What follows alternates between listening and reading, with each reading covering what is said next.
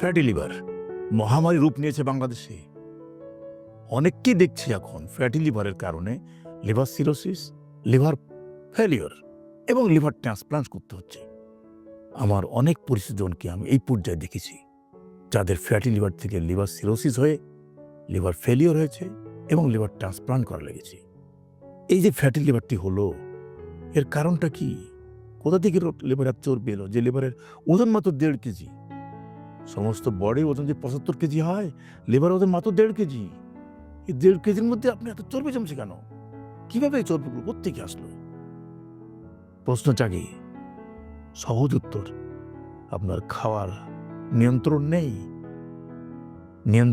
অনেকেই বলে আমি তো মাছ মাংস কম খাই, মাছ মাংস খেলে চর্বি জমবে, সেটা ঠিক, কিন্তু ভাত যে গামলা করে খান, ওই ভাত তো ইন্টারনাল কনভার্সন হয় বডিতে, মেটাবলিক পাথ ওয়েতে যে ওখানের কার্বোহাইড্রেট যেটুকু শরীরে লাগে ওইটুকু বডি কনজিউম করার পরে এক্সট্রা কার্বোহাইড্রেট কোথায় যাবে? কার্বোহাইড্রেট শরীর জমবে না, ব্লাডে জমবে, সুগার বাড়বে, কিন্তু লিভারে যাবে চর্বি আকারে। এটাই ফ্যাটি লিভার। তাহলে আপনার কি করতে হবে? খাওয়ার নিয়ন্ত্রণে আনতে হবে। খাওয়ার নিয়ন্ত্রণ আনাটা কিন্তু কঠিন কিছু নয়। আপনার আগ্রহ, আপনার ইচ্ছা, আপনার আকাঙ্ক্ষাই যথেষ্ট। কিভাবে করবেন?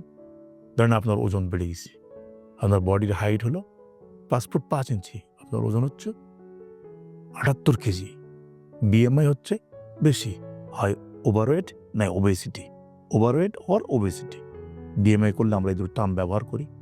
নর্মালের চাইতে যখন আপনার বিএমআই বেশি হয়, অতিরিক্ত বেশি হয়, তখন আমরা এই দুটো টার্মিনোলজি ব্যবহার করে থাকি, ওভারওয়েট দেন ওবেসিটি। আর একটা আছে মরবিড ওবেসিটি, বিশাল আকারে লিভারে ওজন বেড়ে গেছে, লিভারে চর্বি জমে গেছে।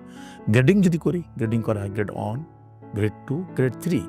গ্রেড 1-এ বলা হয় লিভারে ওজন যদি 1.5 কেজি হয়, 10% ফ্যাট লিভারের মধ্যে জমে গেছে। এটা কিন্তু কন্ট্রোলেবল।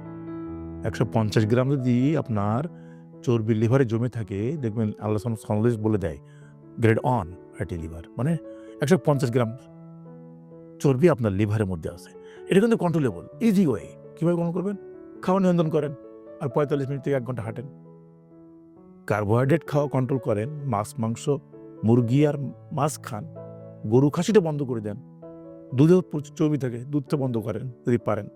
এই কয়েকটা জিনিস তো। মদ যদি খান, মদটা খাওয়া বন্ধ করেন। আর যদি বসে বসে থাকেন, ঘরের মধ্যে বসে বসে থাকেন, সেডেন্টারি ওয়ার্কার বলি আমরা, বা হলো অলস মানুষ, খায় আর ঘুমায়, অভাব নাই, কাজ করতে চায় না, এ তো আপনার একটা মারাত্মক ব্যাধি। এই ব্যাধির কারণে কিন্তু আপনার লিভারে চর্বি জমছে। কারণ মেটাবলিক পাথওয়ে যে বডির যে রিকোয়ারমেন্ট যতটুকু ফুলফিল হওয়ার পরে যে খাবারই খান, অতিরিক্তটা চর্বি আকারে জমে। ওদিকে সুগার জমে রক্তে, ডায়াবেটিস, এদিকে লিভারের চর্বি জমে, ফ্যাটি লিভার হয়। আরেকটা কি গ্রেড 2, 20% ব্লাড সুগার, 20% ফ্যাট থাকে, তার মানে হলো 300 গ্রাম। এই গ্রেড 2 এবং গ্রেড 3 30% বলা হয়, মানে 450 গ্রাম। 1.5 কেজি লিভারে যদি আপনার 300 গ্রাম ফ্যাট জমে বা 450 গ্রাম ফ্যাট জমে, তাই দুটোই তো ক্ষতিকারক। এখান থেকে আমার লিভারে ফাইব্রোসিস হবে, স্টিয়াটোহেপাটাইটিস বলি আমরা, স্টিয়াটোসিস বলি, ফাইব্রোসিস বলি, সিরোসিস বলি, লিভার ক্যান্সার বলি, লিভার ফেলিওর বলি। আপনার জীবন বিপন্ন। রমজান এসেছে, সংযমের মাস আমরা বলি, কিন্তু কই সংযম? ইফতারি তো 18 রকম, 20 রকম, 22 রকম বানিয়ে বসে আছেন, ওই একটাও ধরবেন না আপনি। আপনার ওজন অতিরিক্ত। এই রমজান মাসকে আপনার বলা হয়েছে খাবার নিয়ন্ত্রণ করেন, আমল করেন, কিন্তু আপনার আমলও তো নাই, খাবারও প্রচুর। উল্টা হচ্ছে, রিভার্স। আপনাকে বলা হয়েছে খাবার নিয়ন্ত্রণ করেন আর আমল বাড়ায় দেন। আপনি আমল বাড়াচ্ছেন না, কিন্তু খাবার খেয়ে যাচ্ছেন। তাহলে আপনার রোজা তো হচ্ছে না। রোজার মাসের রোজা সংযম পালন করার শুরুতে আমাদের ধর্মীয় বিধানগুলো মেনে চলেন, আপনার লিভারের চর্বি দায়ী করে কমে যাবে। কোনো অবস্থাতে গ্রেড 2, গ্রেড 3 যাওয়া যাবে না। গ্রেড 2, গ্রেড 3 হলে আপনার রেস্ট্রিক্টেড লাইফ, টোটালি ভাত খাওয়া বন্ধ। Grade 2, grade 3 tasty life, totally খাওয়া বন্ধ, ভাত খাওয়া বন্ধ। পারবেন?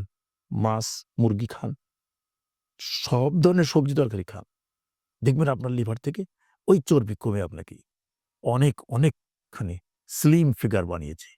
আপনি এখন মোটামুটি ওজন কমিয়েছেন, শরীরে শক্তি বেড়েছে, এনার্জি বেড়েছে, কাজ করার আগ্রহ বেড়েছে, আপনি রোগমুক্ত হয়ে যাবেন। আর যদি আপনি এগুলো করতে না পারেন, এই রমজানে যদি আপনি এই সংযম যদি অনুকরণ না করতে পারেন, তাহলে আপনার জীবন বিপন্ন হতে বাধ্য।